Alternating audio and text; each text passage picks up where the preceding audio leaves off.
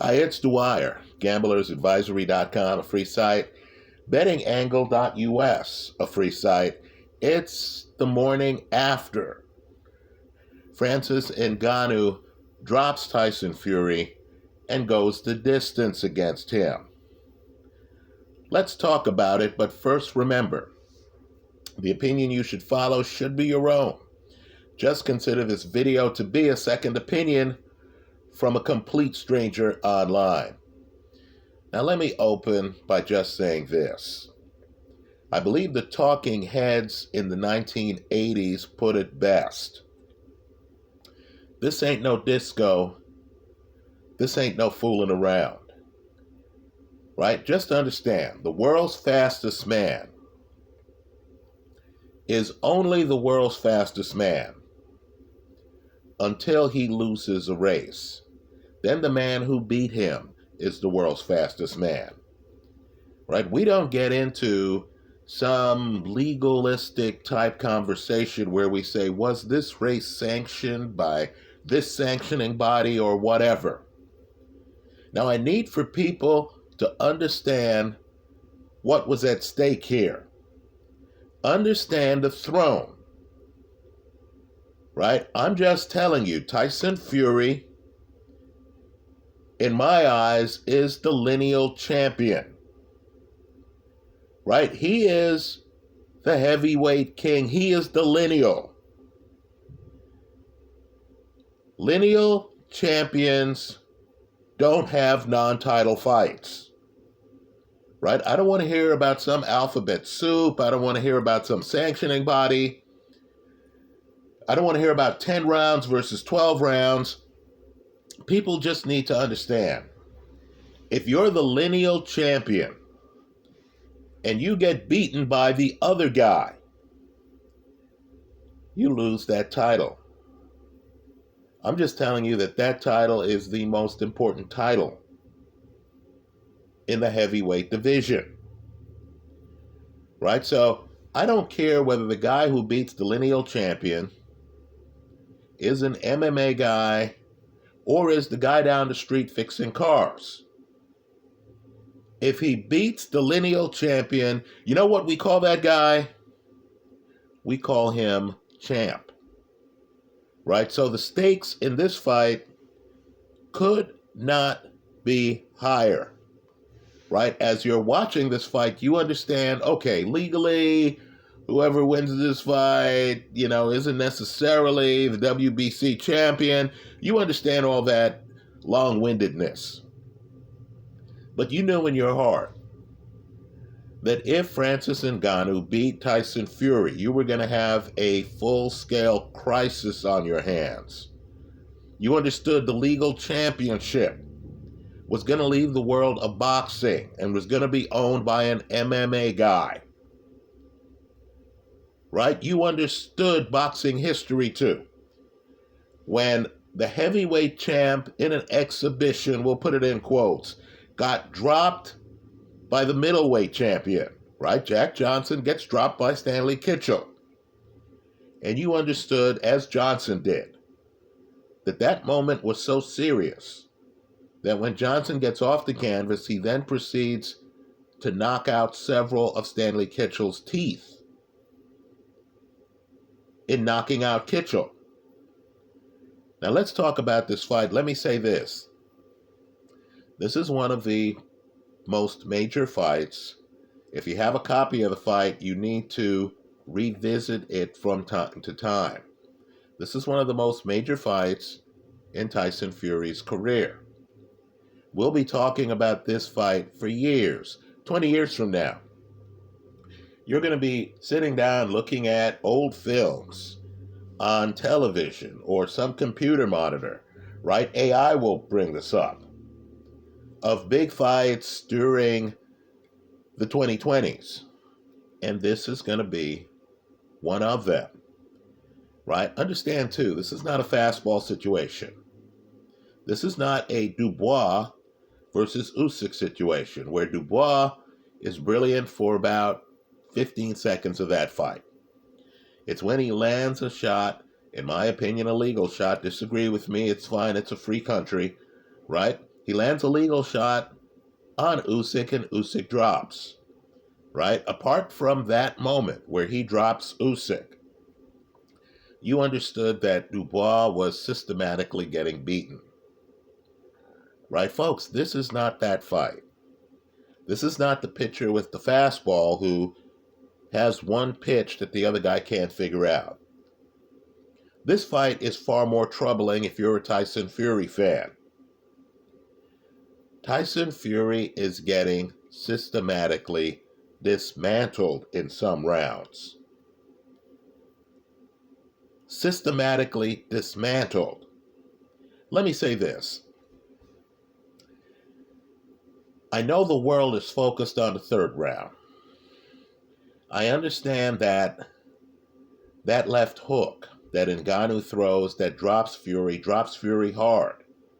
Fury's not being reckless. Fury's being caught. Right? We understand that. That's a big moment. Right? That really validates all of these MMA boxer fights.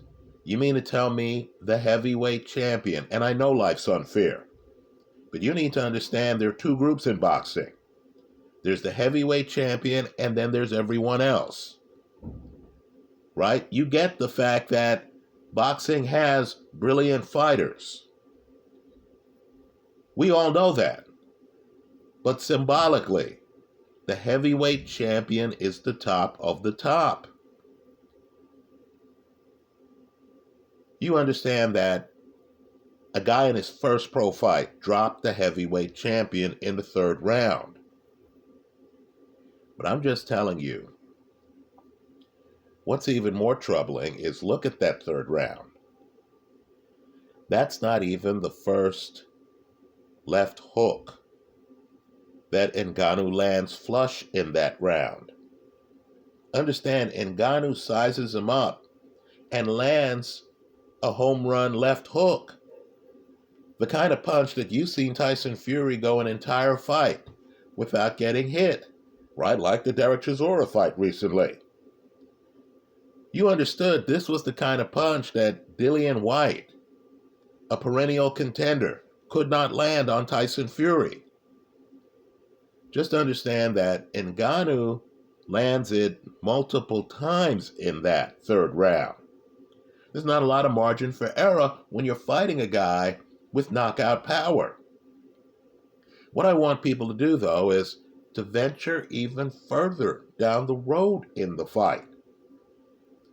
Folks, the knockdown in the third round is not even as disturbing as the eighth round is, where Ngannou comes out and, folks, he outboxes Tyson Fury. Understand, too, if you're confusing this with a Daniel Dubois moment, if you're confusing this with a Hasim Rahman moment, understand that these guys went 10 rounds.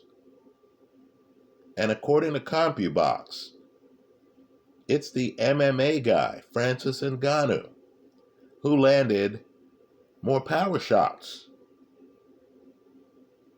Right? So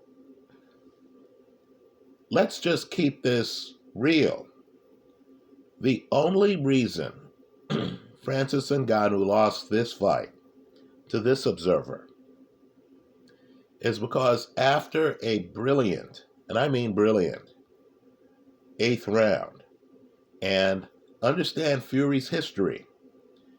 Fury typically starts to pull away in the later rounds. I understand. Deontay Wilder drops him in the 12th and is within 1 second of defending Wilder's title. We understand that. Right? We understand that Vladimir Klitschko suddenly wakes up in the 12th round against Tyson Fury. And on the last round of Vladimir's reign, lands some good shots on Fury, right? Fury's a bit reckless in that round. But I haven't seen the round where Fury comes out in a fight where he's being tested. Folks, he's tested in this fight. Needs the round and gets outboxed. Well, I have now. That's the 8th round of this fight. Right? Let me just say, I had Fury comfortably ahead in the Deontay Wilder fight. Right? That first fight. I know the judges disagreed. Okay, I'm just telling you one man's opinion. I had Fury ahead. Fury had enough of a cushion where even when he went down, you thought if he gets up and if he can stay away the rest of the round, he wins the fight. I believe we all had Fury well ahead of Vladimir Klitschko in the 12th round of that fight. Folks, in the 8th round of this fight against Ngannou, a question hung in the air. The question was, who's winning this fight? Right, folks, the fight's up for grabs. Ngannou clearly wins the 8th round. The reason Ngannou lost this fight is because, in my opinion, he loses the 9th and 10th rounds. Folks, the fight is that close. Now let's talk about what Ngannou did that put Fury in trouble.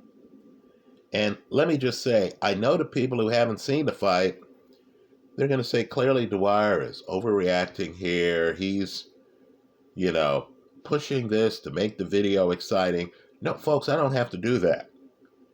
The sport of boxing is exciting enough. Right? Oscar De La Hoya put it best before the fight. He said the odds of Ngannou winning this fight are about the same as the odds of me beating Tiger Woods in golf. Right? That's how big the chasm was. Well, the MMA guy comes in, not only gets the one knockdown in the fight, but he does certain things that you're looking and you're saying, my God, this is different. The clinching. Let's talk about it. Right? Understand, Tyson Fury is fighting Otto Wallin. Right? Wallin, by the way, beat Murat Gassiev and is the mandatory for Philippe Ergovic. They're going to fight for a title. Right? The heavyweight championship is splintering. Understand, Fury and Usyk are both making a wise decision, fighting each other because it's hiding the fact, it's distracting people from the fact that they're major threats to the throne all over the heavyweight division. Well, Otto Wallin is fighting Tyson Fury, and Otto Wallin is faster than Fury, is the better athlete than Fury in the middle of the ring. Well, one of the things that make Fury great is that Fury then was able to come inside, was able to start roughing up Otto Wallin inside, was able to hide a cut that was gushing, was able to put that cut on Otto Wallin, close the distance between Otto Wallin, rough up Otto Wallin physically. You want to know how Tyson Fury is able to survive Steve Cunningham, knock out Steve Cunningham? Cunningham too fast, too quick in the middle of the ring. There's an athleticism gap in the middle of the ring. So Tyson Fury starts coming in with elbows, starts ragdolling Steve Cunningham. Referee allows it to happen. The ending of the Fury-Cunningham fight is dodgy. So here's Tyson Fury. First round starts, Fury runs across the ring, throws a haymaker at Ngannou, who moves out of the way. Then they start fighting. Suddenly you notice Ngannou is knocking down. He's knocking down Fury's left hand. Fury is unable to establish a jab against the guy in his first pro fight. You notice, too, that Ngannou, right, is throwing big shots, and he's determined against the reigning lineal heavyweight champion to stay in the pocket. He's not trying to lose the pocket.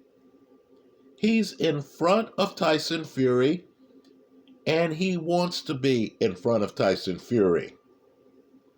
So then Tyson Fury tries to ragdoll him. Fury tries to come inside because Fury understands, folks, that at arm's length, there's a real fight. Right? There's a real fight. Understand how dodgy it gets for him. Ngannou has looked at the third fight between Deontay Wilder and Tyson Fury. He notices that Wilder is doing some things that are effective against Tyson Fury. Wilder is dipping down and he's hitting Fury with hard jabs to Fury's body. Right? Wilder's taking chances to the point where, by the way, Wilder gets knocked down. Then, because Wilder's close to Fury, Wilder is going to Fury's body. So then, of course, Wilder then comes back and knocks Fury down twice. Well, folks, these films matter because Ngannou comes in and is channeling Deontay Wilder. He is going low. He's not only staying in the pocket, folks, he's going to Tyson Fury's body. So Fury understands, hey, room temperature is too hot here.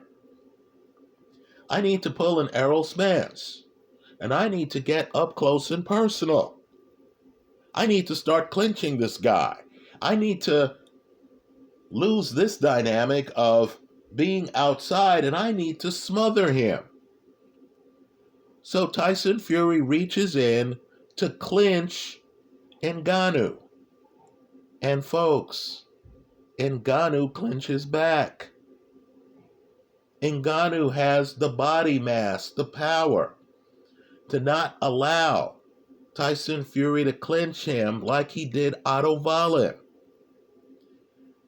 Fury, who can't fight him in the pocket, can't ragdoll him and clinch him deep in the pocket.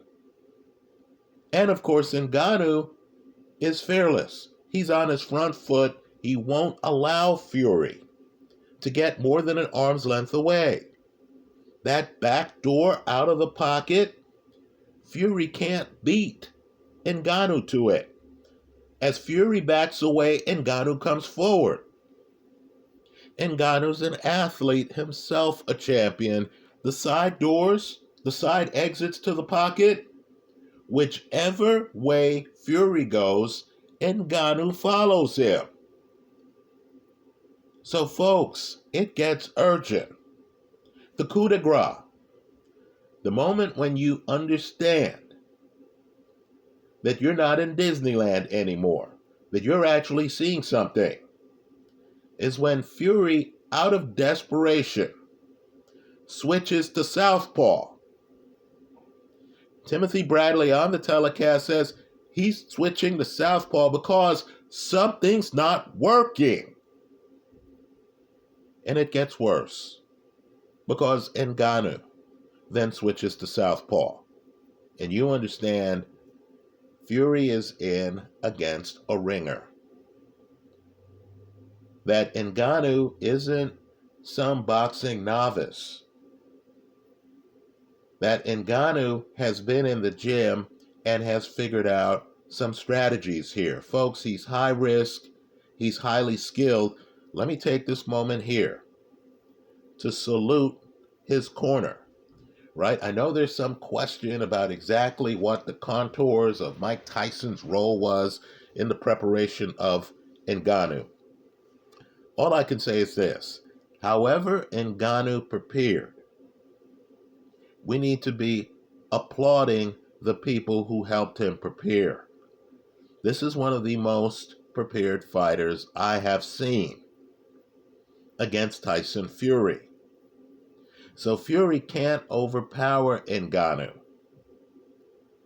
Right? Ngannou, defensively, is not relying on upper body movement to avoid the shots. It's more important to Ngannou to be close to Fury. So you'll notice Ngannou isn't a guy in there just hoping to land big shots. Again, this is not Daniel Dubois, who should have done better, quite frankly, against Usyk. No, this is a guy who has no confidence problem. He's in the ring thinking he's going to beat the lineal heavyweight champion in his first boxing match. Ngannou has a hand up. Right? Ngannou is using his hands for defense. Right now, I personally have a preference for guys like James Toney who can move an upper body out of the way, who can actually drop their hands. Larry Holmes, who, by the way, was at the fight. That's when you knew it was a big event. The camera scans the crowd and you say, okay, I've seen Evander at fights before. Okay, I've seen some other guys at fights before. Ray Leonard is an ambassador of the sport. He's at big fights. When they showed you Larry Holmes, you understood, oh, there is no fooling around. Right? You understood, oh, this must be a big event. Larry crossed the Atlantic? Well, let's just say I prefer a Larry Holmes where you throw the punch. And Larry trusted himself. So he has his hands low. He's a jabber who kept his hands low, and he could just move out of the way. Tyson Fury, when he's on a roll, can just move out of the way. But you understood here that Ngannou is going for the knockout.